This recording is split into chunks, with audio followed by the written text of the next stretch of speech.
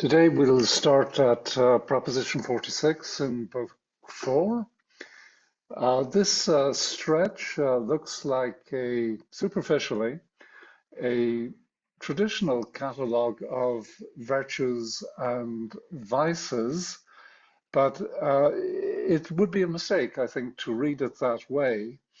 Remember that for Spinoza, a primary innovation in his ethical theory is to redefine the ideas of action and passion.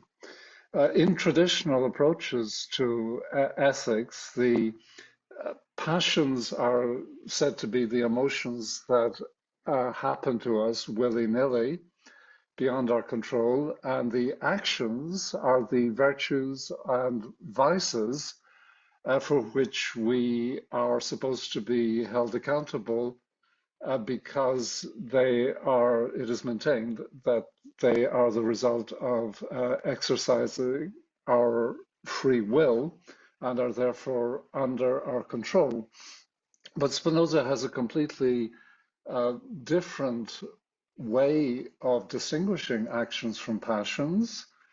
According to him, an action is an emotion whose cognitive aspect is an adequate idea. A passion is an emotion whose cognitive aspect is an inadequate idea.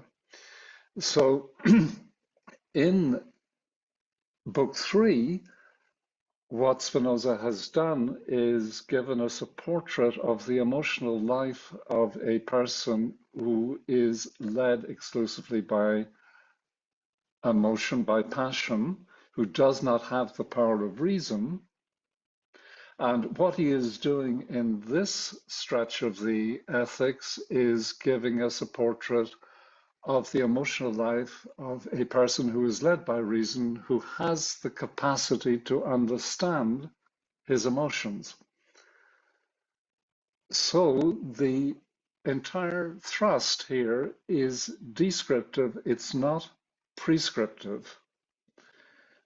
If you look, for instance, at the statement of Proposition 46, he appears to be saying, love your neighbor as a commandment, but as we will see, if we look into the proof that he offers, it's not an injunction to love your neighbor, it's merely a description of the emotional life of the person who is governed by reason. Similarly, further on, when he says that emotions like repentance and humility are useless in the case of the person who is living under the guidance of reason, he is not enjoining us to repudiate these emotions of repentance or humility, and he will say that they have a role in our social life. So remember that the thrust here is descriptive, not prescriptive, and broadly speaking, there is essentially no moralizing going on in Spinoza's ethics. So let's look at Proposition 36. Remember that the very last proposition that we saw last day stated essentially that hatred in all its forms is bad. Here he says, he who lives under the guidance of reason endeavors as far as possible to render back love or kindness for other men's hatred, anger, contempt, etc. towards him, all of the emotions arising from hatred. So he begins by saying that all emotions of hatred are bad, as we saw last day. Therefore, he who lives under the guidance of reason will endeavor as far as possible to avoid being assailed by such emotions. Consequently, he will also endeavor to prevent others from being so assailed. And here he quotes the proposition 37, and we'll see this proposition being cited several times in the course of this stretch in the ethics. Proposition 37 says that the good which every man who follows after virtue desires for himself, he will also desire for other men, and so much the more in proportion as he has a greater knowledge of God. Remember, this good is the ideal of human nature that Spinoza has set before us in the propositions leading up to 37, the life of reason, which in its purest form appears to be almost completely impersonal, or literally completely impersonal, but governs the relationship that the person who is led by reason has with his fellow men. He then goes on to recall his treatment of love and hate in Book 3. If you go back to that, you'll remember that he shows, first of all, how hatred can be transformed into love in the context of romantic relationships. It can easily happen that the love that transforms into hatred communicates all its energy to the hatred, so that the hatred is more intense than than it would have been had there not been a preceding emotion of love. And conversely, the transition can take place in the opposite direction. He has propositions that state that hatred increases by being reciprocated, and a prior hatred can be converted to love. And when that happens, the love is more intense as a result. So this is his explanation of why it is that a person who is governed by reason, who understands these dynamics, okay, will endeavor as far as possible to render back love or kindness for other men's hatred. So it's not an injunction to love your neighbor. In fact, I think Spinoza would say that such a commandment is a category mistake. He has defined love as pleasure accompanied by an external cause, or the idea of an external cause. And that's not something that can be summoned up in response to a commandment, such as love your neighbor.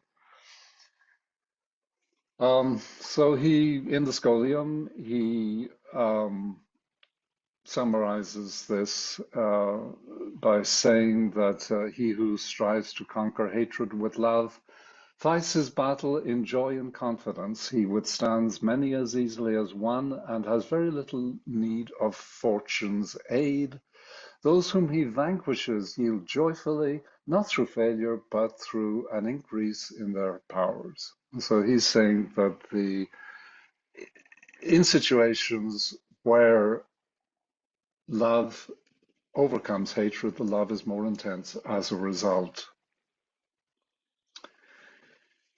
Moving on, proposition 47 states that emotions of hope and fear cannot be in themselves good. So here he just reprises the arguments that we've seen in Book 3. Let me just recapitulate briefly. The emotions of hope and fear are products of the imagination. They arise from our inability, which is built in, our inability to see things as necessary rather than contingent. When we anticipate the future, when we make plans for the future, we have to consider alternative possibilities, and we do that through the power of the imagination. We imagine things turning out well, things turning out badly. We naturally um, hope for that which we desire. So they are sort of an integral part of our functioning, these emotions, but they do not spring from the reason. They spring from the imagination. There's a proposition in book two that says that it is in the nature of reason to regard all things as necessary, and the corollary is that it is only through the imagination that we regard things as contingent. So the emotions of hope and fear are products of the imagination, not reason. Therefore, in Spinoza's account, they cannot in themselves be good. They show these emotions, they show defective knowledge and an absence of power in the mind. And in talking about emotions of hope and fear, despair and joy, all of these are manifestations of the same tendencies. Although confidence and joy are pleasurable emotions, they nevertheless imply a preceding pain, namely hope and fear. Wherefore, the more we endeavor to be guided by reason, the less do we depend on hope.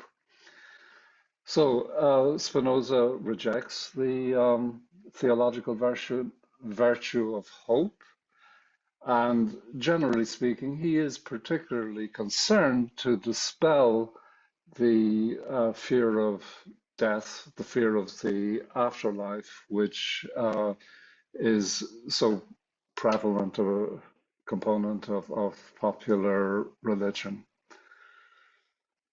Moving on, Proposition 48, the emotions of overesteem and disparagement are always bad because they are repugnant to reason. Proposition 49, overesteem is apt to render its object proud. That hardly needs any commentary. Proposition 50, on the other hand, may come as a surprise. It says that pity in a man who lives under the guidance of reason is in itself bad and useless. So pity, which is pain occasioned by the pain of others, is bad. Okay. As a result of experiencing this emotion, we will naturally endeavor to free the object of our pity from misery. But this is an action which is driven by a passion. And for Spinoza, it's only those actions which we do according to the dictates of reason which count as virtues. Only at the dictation of reason are we able to perform any action which we know for certain to be good. Okay, remember that he's citing here proposition 27. We know nothing to be certainly good or evil, save such things as really conduce to understanding. It's only if the power of understanding is in place that we can reliably do good or bad actions.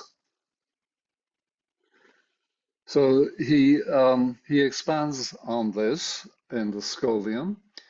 He who rightly realizes that all things follow from the necessity of the divine nature and come to pass in accordance with the eternal laws and rules of nature will not find anything worthy of hatred, derision, or contempt, nor will he bestow pity on anything, but to the utmost extent of human virtue, he will endeavor to do well, and as the saying is, to rejoice.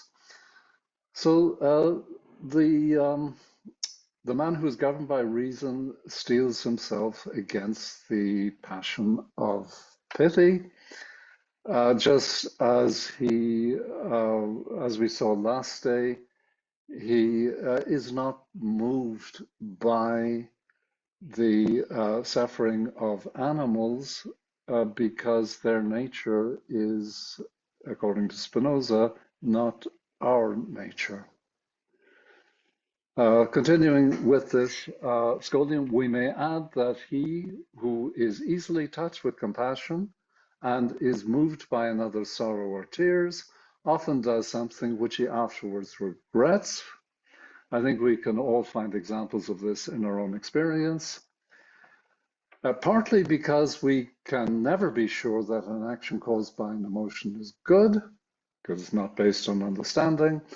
Partly because we are easily deceived by false tears. I am in this place expressly speaking of a man living under the guidance of reason. He who is moved to help others neither by reason nor by compassion is rightly styled inhuman, for he seems unlike a man. So pity it's one of these instances where we imitate the emotions of others. This appears to be an inbuilt part of our nature as social animals, but that emotion can be understood passively or actively, depending on whether or not the man in question is led by passion or reason. Moving on, Proposition 51, approval is not repugnant to reason, but can agree therewith and arise therefrom.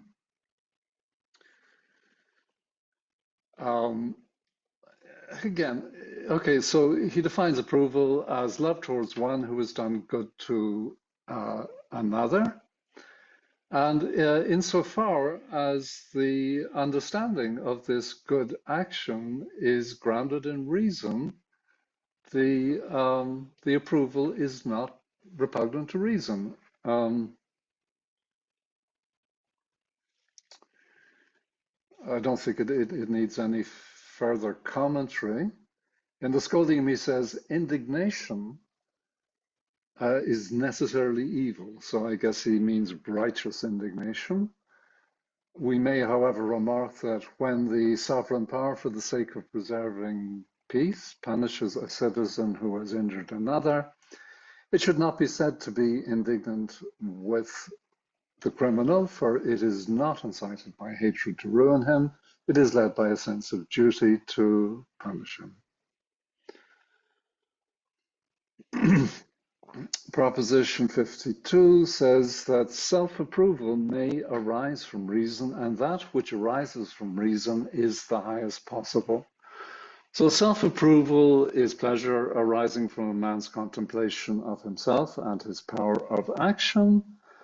And if the man's self-knowledge is grounded in reason, okay, this is a virtue. And he goes on to say in the Scoldium that self-approval is in reality the highest object for which we can hope. This will be developed further on in Book 5, where he uses the term self-acquiescence, which is the product of the intellectual love of God. So just bear in mind that he is going to return to this theme later. Proposition 53 says that humility, that's the obverse of self-approval, humility is not a virtue, nor does it arise from reason. And the argument is just that humility is not a virtue because it's a painful emotion, okay, a painful emotion arising from a man's contemplation of his own infirmities. And he goes on to show that in the case of a person who is governed by reason, this emotion does not arise. Okay, if the man understands his weakness relative to the uh, force of external circumstances if he has a true or adequate or clear and distinct understanding of himself and of his circumstances. He will not experience this emotion of humility, okay, because his power of activity is actually engaged in this understanding of himself and his circumstances. Um, in the same vein, Proposition 54 states that repentance is not a virtue. It does not arise from reason, but he who repents in action is doubly wretched or infirm. So the argument is the same as with respect to humility. The second part of the proposition, he who repents of an action is doubly wretched or infirm. All that means is that he is wretched in the first instance because he has behaved badly, and in the second instance because he is experiencing pain with himself as the cause in the present moment. So he has, in his supposed catalogue of virtues and vices, he has just stricken humility, repentance, and pity from the list of putative virtues on the grounds that the man who is governed by reason has no need of these. But he adds in the Scholium that as men seldom live under the guidance of reason, these two emotions, namely humility and repentance, as also hope and fear, they bring more good than harm, if you like. They are relative goods, okay, in that they enable to bring about the lesser of two evils. Hence, as we must sin, we had better sin in that direction. If all men who are prey to emotion were all equally proud, they would shrink from nothing and would fear nothing. How then could they be joined and linked together in bonds of union? The crowd plays the tyrant when it is not in fear. Hence we need not wonder that the prophets, who consulted the good not of a few but of all, so strenuously commended humility, repentance, and reverence. Indeed, those who are prey to these emotions may be led much more easily than others to live under the guidance of reason, that is, to become free and to enjoy the life of the blessed.